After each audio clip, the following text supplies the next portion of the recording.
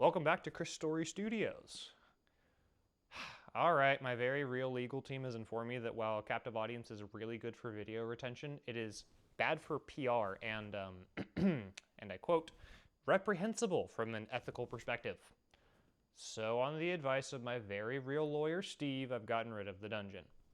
But so help me if you don't stay until the end of the video. Pause. According to Steve, threatening viewers is almost as bad as imprisoning them. So please accept this apology that is almost as real as my very real girlfriend. You just wouldn't know her, she goes to a different YouTube channel. Roses are red, violets are blue. I'm saying sorry because Steve said I had to. We should probably just get to the next chapter before I commit any more human rights violations. Not that I have anything against human rights violations. Lawyers are just expensive. All right, let's roll the next chapter. Chapter 9 Answers. CJ had to admit, as bad as it was being stuck in a bed with his limbs too weak to so much as sit up, he could think of worse places to be. It also definitely didn't hurt that now he had someone to talk to. Daya had been mostly eager to answer any questions CJ had put forward, if only in a bit of a roundabout way. She had a tendency to get off topic for a few minutes or more before circling back to answer the original question. But CJ didn't mind. Every tangent she seemed to follow was just as informative as the answer she finally gave, sometimes even more so. He'd asked about the sword Trevor carried and was told about something called the Cave of Blades. He'd asked about the Golden Castle, Gethril, and he got a history lesson on the realm in which it resides, the Golden Realm. Or, depending on whom one asked, the old speak should have been translated to Realm of Light. The Golden Realm was one of 11 spread out across this world. And apparently, everyone CJ had met since arriving in the infirmary was a guardian, not just Trevor. Everyone in Gethril is either a guardian or on their way to it. As a cadet, I'm not a fully fledged member yet. When they think I'm ready, I'll be sent into the Cave of Blades. If I come out with a sword, then I'm counted among their ranks, she had said. Most of the time, everyone just called them Guardians because the full title of Guardians of the Golden Realm was a bit of a mouthful. So, what exactly are the Guardians defending this realm from? CJ asked when she had finished her explanation. The cherry look on her face disappeared abruptly. Her gray eyes seemed to darken somehow, and she leaned forward in her chair. That misshifter that attacked you? Those hobgoblins too? That's what we defend against, Daya said. Her warm, almost melodious voice had become cold. She spoke the words as if they weighed her down. Those creatures are forces of the dark. Wherever they go, they bring death and destruction, and they have no greater desire than to breach the walls of Gethril and bring that carnage here. The Golden Castle is the last bastion of light in this world. If it falls, all the 11 realms get swallowed by darkness. The words chilled him to the bone as they met his ears, especially that last part. Swallowed by darkness. The phrase brought back the memory of the endless black void CJ had found himself in. If Madame Cherish and the nurses hadn't brought him back from death's door, he would have been swallowed by darkness. An entire world consumed by that, or anything like it, was enough to make his skin crawl. But that will never happen.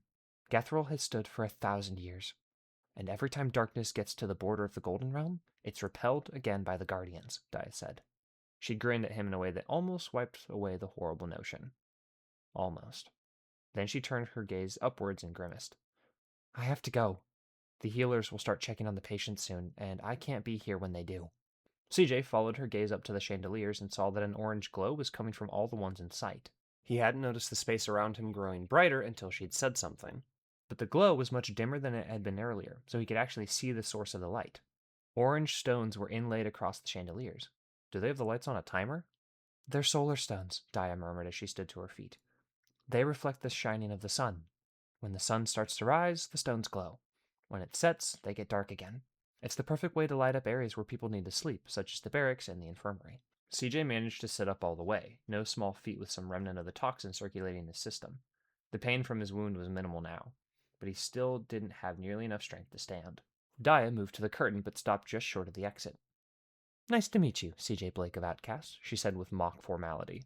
Daya turned just enough to look at him over her shoulder. I'll see you around when you get out of here. Whenever that is, CJ muttered. Her smile widened and her eyes seemed to sparkle. Don't take too long. Without another word, Daya flipped the crimson hood of the shawl over her head and ducked through the curtain. Just as when she arrived, she made no noise until CJ heard the door to the infirmary open somewhere down the long corridor. He stared at where she'd exited. The only friendly face he'd seen since arriving here, and now she was gone again. How long had they spent talking? 1 hour? 2? One thing was certain. No matter how many answers he'd gotten, it drummed up more questions. The biggest one was still the same, though. How was he going to get home? When he'd asked Dia about it, she didn't have an answer. Apparently, travel from Outcast, or Earth as it was called, wasn't a common occurrence. The Guardians must have some way to go there and back if Trevor made it to his school and then managed to bring him here. But Dia had no clue what that way was or where it was. She'd assured him, though, that the Elders would have the answer. They were the be-all end-all authority within the Guardians. If anyone knew how to get him home, it was them. Which meant CJ would have to have that conversation with Barthazal if he wanted to find out how to get home. Not that he had much choice. Lifting just one leg off the bed took almost all the strength he could muster. Unless that changed in the next few hours, he wouldn't be going anywhere anytime soon. As it turned out, Dio was quite right when she'd estimated the healers would be back soon. Not 10 minutes after she'd gone, the doors opened once again and CJ heard several pairs of feet making their way across the stone floor. A couple minutes after that, an actual healer peeked inside the curtain. CJ vaguely recognized her as Nerva, one of the women who had helped him when he first arrived. "Someone's an early riser," she said with a click of the tongue. "You really should be resting, though. Do you think you can manage that?" Her tone wasn't rude. It even carried a hint of concern. CJ weighed the question as he studied her face. Was she 30 or 50? He didn't dare ask. "I don't think so." Part of him was still exhausted, but he was still too wary of the people around him to truly rest.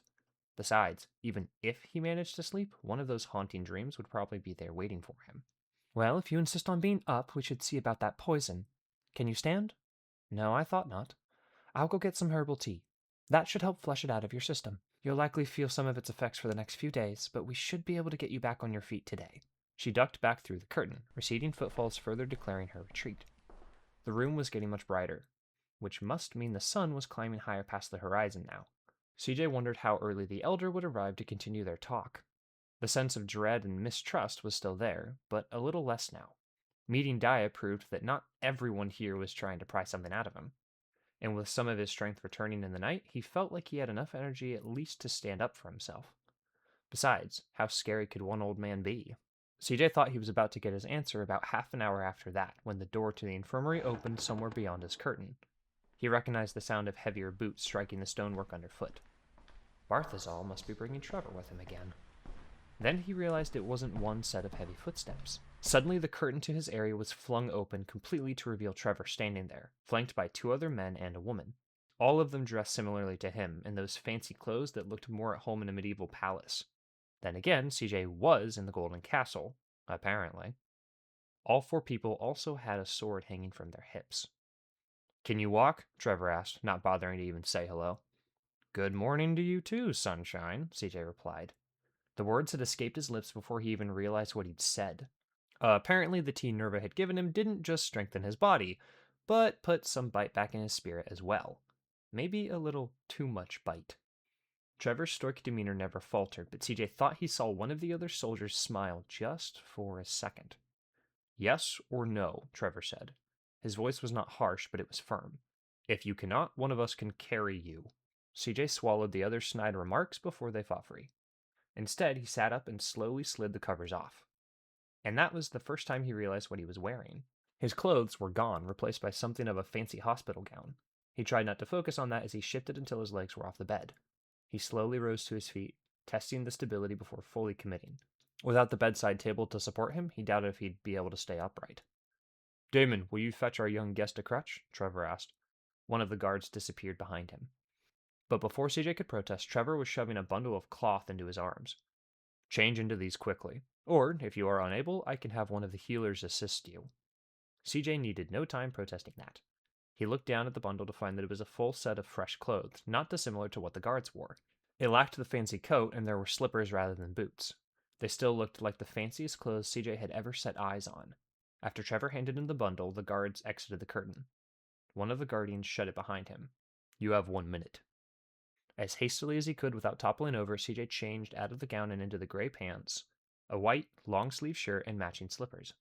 The material was not only some of the softest CJ had ever felt, but all of it seemed perfectly tailored to him as well. A minute later, the curtain opened again, and one of the guardians strode over to him, offering a crutch. Where are my clothes? CJ asked as he accepted it. Burnt to ash, I'd imagine, Trevor said indifferently. Let's go. I'll still have someone carry you if you don't keep up. CJ gingerly put weight on the crutch to see if he could walk. With some effort, he should be able to go a short distance without falling flat on his face. Where are we going? To the Elder's chambers. You will be inspected by the council. CJ swallowed hard as he hobbled out beyond the curtain and into the rest of the infirmary. He was alarmed to find that the 4 soldiers fell in step beside him, 2 in front, 2 behind. Even if he was at full strength, he wouldn't be able to escape the box they made around him. He frowned bitterly. Elders. Apparently, it wouldn't just be one old man he'd have to worry about. Man, those elders are completely and utterly trustworthy. I'm sure they don't have any schemes that are cooking up in the background. For those of you who got locked in the dungeon last week, that was sarcasm. But I've been told that I have to let you all go now, so just sign this NDA by writing your full legal name below in the comment section, along with your social security. Pause. Steve told me asking for social security numbers, even as a joke, is highly inappropriate. I'm supposed to read this document as it pertains to giving you your full name and social security numbers to strangers on the internet. Don't. For those of you who still have your identities, I've been your host, John Carn Artist, and this has been Chris Marvel-ish Studios. See you next time. This has been Chris reading a teleprompter. just pretend I got paper in my hands, all right? Roses are red, violets are blue. I'm saying sorry because Steve said I had to. You can have that back, editor. Thank you.